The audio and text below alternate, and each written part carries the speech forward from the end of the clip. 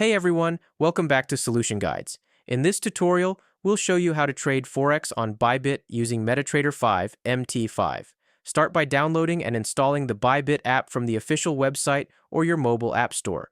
Once installed, open the app and click on More in the menu, or use the search function to find and select MetaTrader 5 MT5.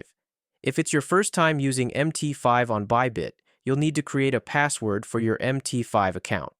Bybit will provide you with login credentials, including a username, server name, and password. Next, fund your MT5 account by going to the transfer section in the Bybit app. Select your preferred currency, such as USDT, enter the amount you wish to transfer, and confirm the transaction. Your funds should appear in your MT5 balance within minutes. To begin trading, use your MT5 login credentials to sign in to the MT5 app or terminal. On Bybit via MT5, you can trade Forex pairs, gold, and cryptocurrencies, place orders, monitor trades, and manage your positions as needed. Always make sure to trade responsibly and apply proper risk management strategies. Thank you for watching.